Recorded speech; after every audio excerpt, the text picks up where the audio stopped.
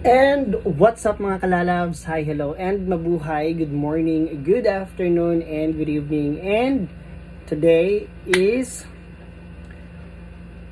anong date ba ngayon?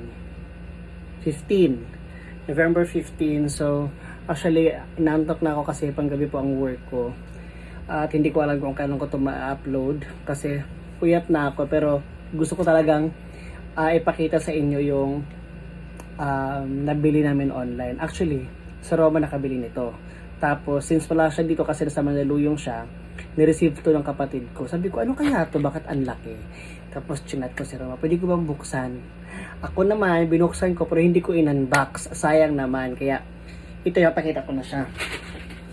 Ang first niya na in-order online is nung 11/11 is ito.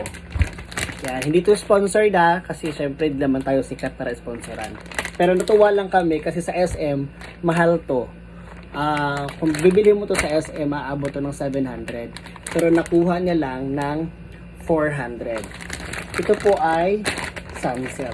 Kasi gusto na talagang magkaroon siya ng ganito na pipindot-pindot na lang kasi doon sa Mandaluyong sa atin na ganun ang laki talaga, super laki. So, gumili siya ng ganito. Then, ito for refill. Kasi sa SM, meron to sa SM, pero meron dito sa online. Nabili niya to is 11/11 sale. Tapos, sabi niya, yung daw store na yun sa TikTok ay madalas TikTok ba yun? Basta madalas nagla-live, then nagpapaprobo din sila. So, pag maubos na, malay mo, may pera, sobra, pwede mong umorder para, alam mo yun, may pang refill just in case na maubos na to. Ang bango. Baka Katrin. Next ay dito talaga ako sobrang natuwa kasi alam mo naman tayo frustrated na pumuti, di ba? Frustrated talaga. So napaka-frustrated natin pumuti. Nag-order siya ng sabon online. Kaya na ito nabili kasi doon sa tinitirahan ng kapatid niya doon, ginamit niya yung sabon one time. So yung sabon na ginamit niya, meron siyang malaking tigyawat dito. Kinabukasan daw, nag-dry agad. Yun din yung feedback ng pinsan niya na gumagamit ng sabon na yun. Tapos yung boyfriend ng pinsan niya is ginagamit naman yung pampaputi na sabon. So dalawang sabon to. Ayan. Ang nagbebenta nito si Sir Dave Villanueva. Honest Glow. Ayan. So yung Honest Glow, ito yung Kojic na sobrang effective daw talaga sa mga tigyawat at kung ano-ano pang gusto mong mawalang sumpa sa mukha mo. Ayan. So ito, hindi ko talaga siya ma-full review kasi never ko pa naman siya nagamit kasi more on Kojic talaga tayo at sabon ni Ma'am Glenda. So, ito, since ubos na yung kay Ma'am Glenda, no, mag-try tayo nito ngayon kung may effect ba siya. Alam nyo, yung in-order ko na di pa naman siya nawawala. Pero, di ba, nag-order kami ng Ayushi Tokyo sa online yung kay Ma'am Mayang. In all fairness, kahit panggabi ako, ang sarap ng tulog ko.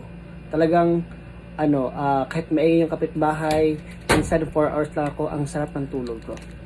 Next, ito is yung pampaputi. Ito yung ginagamit ng boyfriend ng pinsan niya. So, ayan. So, sobrang tuwang-tuwa ako nito kasi narinig ko din yung mga feedback, napanood ko yung mga feedback. Ang gaganda ng mga feedback nila. At saka, ito yung kahit hindi mo i-market daw, wala talaga siyang hindi mo siya masyadong pasabog yung mga sponsor, pero yung mga sponsor, yung mga endorsers, yung mga models, pero namamarket siya dahil doon sa mga taong gumagamit. So, ang daming review nito sa TikTok at talaga nagsasabi sila na maganda ang sabon na to at saka na feedback na rin ng pinsan ng partner ko. So, yun lang. Ang dami nang binili actually. Dahil nga gustong-gusto niya. Payday sale yata to. Di ko lang ma-confirm kasi nasa Mandaluyong sa Roma. So, ang dami nang binili.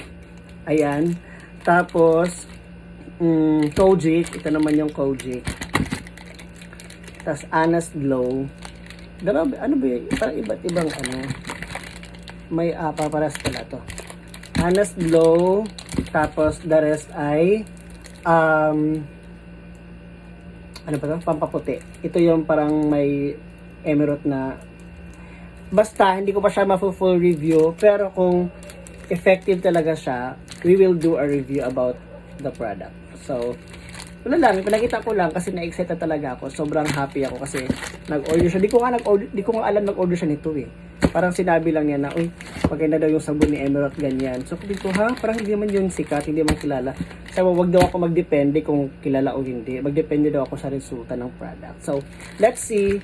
Kasi, again, kakapanood ko lang ng mga nagre-review, magaganda ang feedback. So, hoping tayo na humiyang sa atin. Pero kung hindi, talaga nasa jeans na yun. See you! Bye-bye!